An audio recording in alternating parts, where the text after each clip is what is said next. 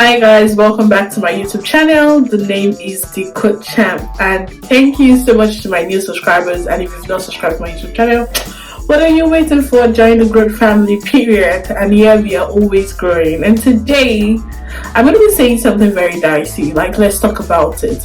Why you shouldn't get into tech. So jobs in the tech industry are expected to grow exponentially in the next few years. All companies in one way or the other need to transform to keep up with the future of work. And tech is constantly staying at the cutting edge of innovation. So whether you are a content creator like myself, you're a software engineer, you're a community builder, you're a project manager, a data analyst, or any other tech professional that you are, just remember that this is it, okay? And you have to stay at the cutting edge of innovation. So today, I'm not talking about all the cool advantages of, how to get into tech or getting into tech, and advantages like, work from home, WFH, flexibility, or the open conversational culture that, we attribute to tech. Or I'm not talking about the ping pongs or the PlayStation 5 that you play in your offices. I'm not talking about all that good stuff. I'm talking about why you shouldn't be in tech. But rather, let's talk about how tech might not be a good fit for you as a person. So, number one, you're not a fan of change. When it comes to tech, the only constant thing in the tech industry is change. While constant change may feel exhausting to some other people find it exhilarating, bring it on. The fast pace of career track in tech means more opportunity for upward mobility. Recent graduates who, take up entry-level role at will likely see a quick growth in the short term. So I don't think there's another industry where you can grow so quickly like tech, depending on individual growth and ability to commit, and you're not just entirely dependent on other people. So this is literally an industry in which an internship may very well lead to a permanent job. Companies want to retain the people they've invested in training, and as well compete to attract new ones. So if you are not a fan of change, before even going deep down into that, I literally want to say there's a caveat, right? If you want to land a job in tech, these roles are not usually very easy, and I've done videos on how to land your first role, and I've linked it here.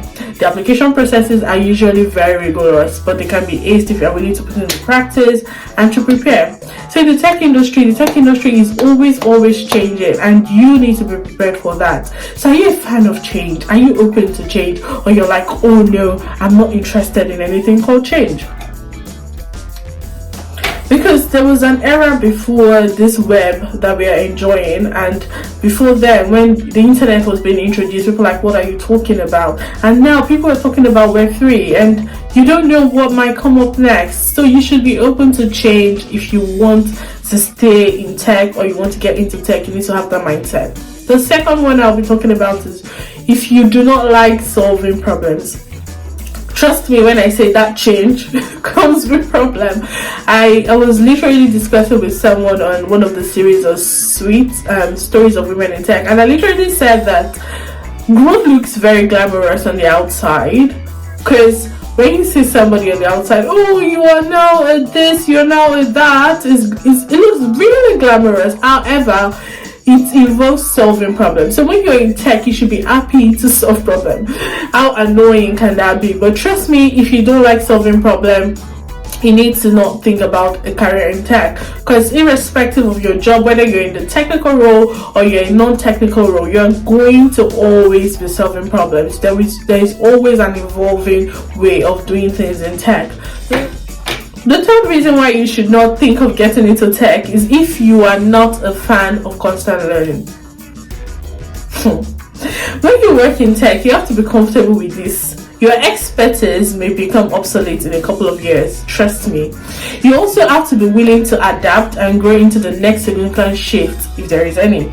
If you're not interested in continuous learning, or you think exams are past and you're past, then this is not the right path for you. But if you're open to learning, to become to evolve with the change and you're excited about your role that you will play in building the future, then tech is definitely for you. For instance, I have a design background. I went ahead, first I have a marketing background, to be honest. I went ahead to learn digital marketing. I evolved from that into design, into development, and now I'm a UI developer at my organization, although I call myself a software engineer because that's what I am. But right now my role in my organization is UI development, and I combine all these other skills that I've picked up along the way in my current job. So you should be open to constant learning. You shouldn't feel like, oh, I'm not going to learn anything new. That doesn't work in tech. You should be picking up new things every day. You should be taking certification. You should be growing yourself at your own pace. Don't burn out at your own pace. So fourth one will be, if you give up easily, you shouldn't be in tech. Trust me, because you need, I would say, for a balance, you might need people that hold you accountable. They call them accountability partners. From when you get a job to when you're executing the job to when you're growing in your career, you cannot give up easily when you're in tech. To, for instance, as a software engineer, every day I'm seeing things that have to put me out there. I'm seeing problems that I need to solve, and I do not have to give up easily. You need to understand that everybody is struggling with one thing or the other, and you need to be comfortable to not give up. So if you're somebody that like throw your hands up in the air and I'm out, then that's a mindset that doesn't work well in tech. Irrespective of your role in tech, whether technical or not technical, you cannot give up easily. The fifth reason you shouldn't get into tech is if you only see your inadequacies. Do you know that you can admire other people's beauty and not see yourself? A friend of mine was recently talking about reflection, and it's very important to me, even in my career journey, to learn to reflect. So if you are always amplifying your inadequacies, I think you don't have anything to do in tech. Because even tech itself, the challenges, the problem, the work itself is always demanding and asking for your best, is always asking for more. And if you're not someone that you like to only see your inadequacies, you see how you're messing up with your mental health, you might not like yourself. So if you are someone that likes to, praise yourself, celebrate yourself, encourage yourself without waiting for a manager or anybody to come and encourage yourself, then tech is for you. But if you are constantly saying why you're not good enough, why you're not doing this enough, why you're not doing that enough, then it might be a bit challenging for you.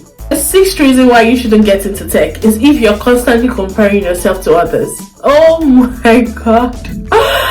Oh Lord have mercy. Trust me. There is something called imposter syndrome in tech, where you think you're a fraud and you're thinking, oh, every other person are better than me. So if you're constantly comparing yourself to others, if you constantly think, what the hell am I doing, and I cannot be successful at this, you need to change that mindset, because it would take you nowhere in tech. And honestly, if I can be very frank with you right now, is that we all go through that process. Do you stay down in that process? Do you stay down pitying yourself, thinking that you are not good enough, you can't be compared to someone else? No, you pick up yourself and you keep it moving.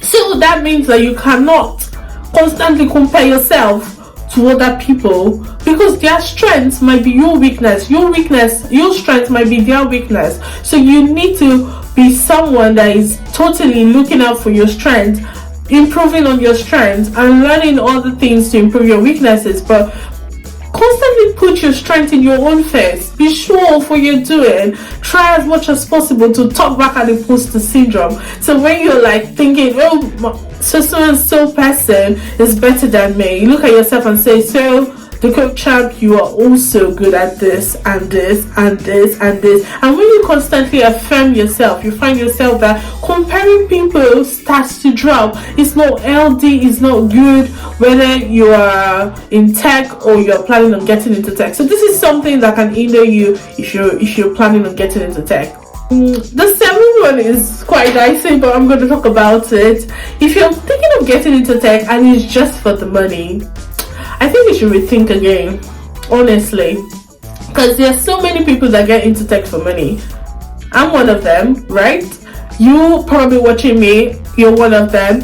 But you can also agree to this fact that having a job that you enjoy, having a role that you enjoy, having a profession that you enjoy and you love going to every day is way unmatched in satisfaction. And the satisfaction you derive from it is so unmatched, and you need that satisfaction to live a fulfilled life. There is really no essence to having a role, a job you come to every day and you're upset.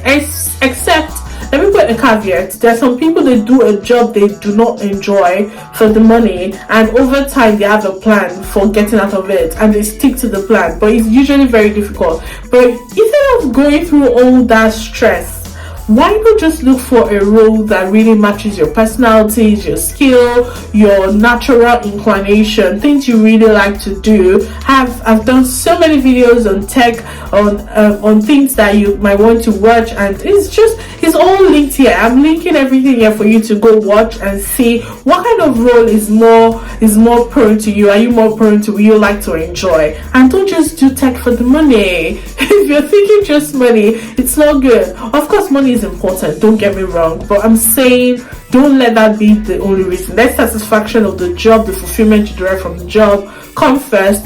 Your growth will follow through, and money just follows. Money is more of a reward system rather than the value that you're given. The 8th reason you shouldn't get into tech is if you do not like diversity. So last year, according to World Economic Forum, Global Gender Gap Report of 2021 says that women make up just 14% of the workforce in cloud computing, 20% in engineering, and 32% in data and AI. Honestly, when I talk to many women, because I talk to women, we hear their stories and listen to stories, or stories of women in tech, or outside of stories of women in tech, you realize that especially in the engineering core team, you're usually the only person or two of you or a sprinkle of you, meaning that diversity is a big deal, not just to women but every other group that is being represented, from the minority groups, from blacks to Asian to everything is very important in tech, and we take it very, very, very as a core reason in every tech team that I know that are forward thinking and are innovative. So if you don't like to hear about diversity, inclusion, equity, maybe tech is not for you. You need to also be comfortable with letting people be who they are, who people are, who people want to be, rather than trying to police other people or their moral compass, or trying to police. So you need to be comfortable with having different kind of people you're working with, and not be a difficult person to work with. So if you are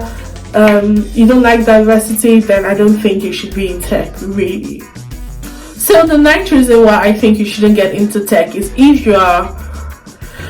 you don't understand the concept of imposter syndrome. My goodness, imposter syndrome never leaves you. It's always there, questioning you about how good you are, or how great you are, or how qualified you are. There's always that voice, even when you're doing just single project, or you're working on an app, or you're building something new. There's always the voice. Even doing this video right now, there's always a voice saying, are you sure the content you're making is what people want to listen to? But you need to now condition your mind to constantly answer the voice and say, yes, I know that people might not want to listen, but I also know that a lot of people would like to listen, so I'm going to do it anyway. So having a doing spirit is something that is very important in the tech industry. It's beyond just saying. You need to focus on the doing. You need to put in the action, you need to put in the work and get things done. So be comfortable with being chased around by imposter syndrome, because imposter syndrome never leaves, irrespective of your role. You're an entry role level employee, you're a mid-level employee, you're a manager now, you're a C-suite executive, you're a founder, whatever role you are, we all face imposter syndrome. So true. Finally, I think the reason I'll say you shouldn't also get into tech is if you think you'll be spoon-fed. I repeat, nobody's going to spoon feed you. Nobody's going to sit down and say, this is how you should always do things. No, you have to go out of your way to find your answers. You might be lucky enough to have a system which is not very popular because most people work in startups. You might be lucky enough to work in systems where people are, systems have been put in place for your managers, for senior people in your team to mentor you and all that. But at times you have to go out of your way to find your mentor. You have to find the answers that are not necessarily there. You have to be willing to go the extra mile to find solution. You have to be best friends with Google to look for solutions. You need to just be willing to search. You need to be put in an uncomfortable situation and watch how everything just opens up to you. So combine all of this. If you're someone that is willing to go through the stress, then maybe tech is for you. But if you're like, no, I don't think this is me, but maybe that means tech is not for you. But I really wish tech is for you. So yeah, that's the last one.